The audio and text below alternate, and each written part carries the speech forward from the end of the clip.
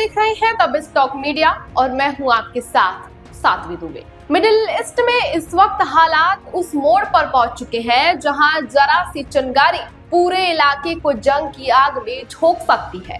एक तरफ अमेरिका और ईरान के बीच तनाव का पारा चढ़ता ही जा रहा है, तो दूसरी तरफ भारत एक बेहद ही जिम्मेदार और सक्रिय भूमिका निभाते हुए दुनिया को यह संदेश दे रहा है कि बातचीत और कूटनीति ही एकमात्र रास्ता बचा हुआ है। दरअसल ताजा घटनाक्रम तब शुरू हुआ जब अमेरिकी राष्ट्रपति डोनाल्ड ट्रंप ने ईरान को एक बार फिर 48 घंटे का अल्टीमेटम दे दिया है।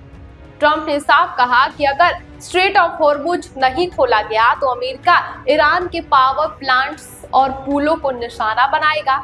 यहाँ तक कि ट्रंप ने बेहद ही आक्रामक लहजे में ये भी कह दिया कि अगर समझौता नहीं हुआ तो अमेरिका सब कुछ तबाह कर देगा और ईरान के तेल पर कब्जा करेगा।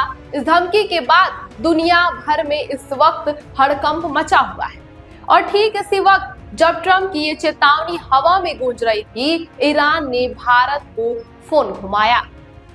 ईरान के विदेश मंत्री अब्बास अरागची ने भारत के विदेश मंत्री डॉक्टर एस जयशंकर को फोन की और फोन पर उनकी बातचीत भी हुई है। यह कोई सामान्य शिष्टाचार कॉल नहीं थी। ये युद्ध शुरू होने के बाद से दोनों देशों के विदेश मंत्री के बीच छठी बातचीत थी।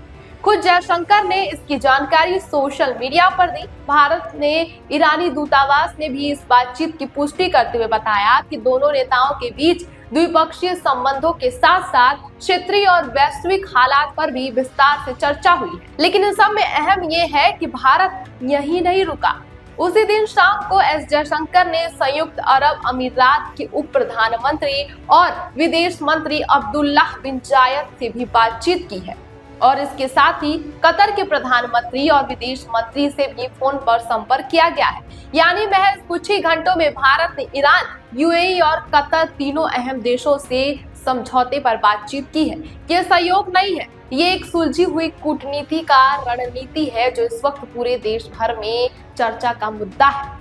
अब सवाल ये उठता है कि आखिर भारत की इस सक्रियता के मायने क्या है। पहली बात, भारत एक बड़ा ऊर्जा आयातक देश है।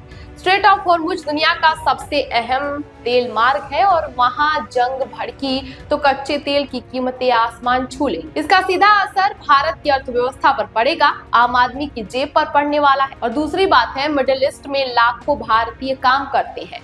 किसी भी बड़े सैन्य संघर्ष की स्थिति में उनकी सुरक्षा भारत की सबसे पहली प्राथमिकता बनी हुई है।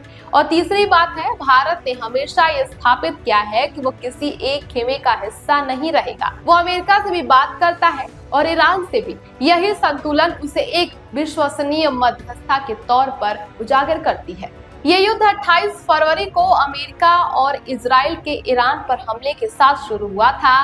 तब से अब तक ये संघर्ष सिर्फ मिडिल ईस्ट तक सीमित नहीं रहा है। इसने वैश्विक तेल बाजार को हिलाकर रख दिया है, शिपिंग रूट्स को खतरे में डाल दिया है और दुनिया भर की अर्थव्यवस्थाओं पर इसका सीधा सीधा असर भी देखने को मिला है। ऐसे में भारत की कूटनीतिक सक्रियता बेहद अहम है। भारत लगातार ये कह रहा है कि संवाद रुकना नहीं चाहिए, बातचीत की मेज छोड़ना किसी भी समस्या का हल नहीं है। लेकिन असली सवाल ये है कि क्या कूटनीति इस बार फिर काम आने वाली है? ट्रंप का लहजा देखकर तो ऐसा नहीं लगता। उनके बयानों में बातचीत की जगह बमबारी की भाषा ज्यादा दिखती है। मिडिल ईस्ट एक ज्वालामुखी के मुहाने पर खड़ा हो गया है और दुनिया की नजरें अब सिर्फ वॉशिंगटन और तेहरान पर नहीं बल्कि नई दिल्ली पर टिकी हुई है। क्योंकि जब दो बड़ी ताकतें आमने सामने होती है तो दुनिया को एक जिम्मेदार आवाज की जरूरत होती है और इस वक्त वो आवाज भारत की है। फिलहाल इस खबर पर आपकी क्या राय है, हमें कमेंट बॉक्स में जरूर बताइएगा।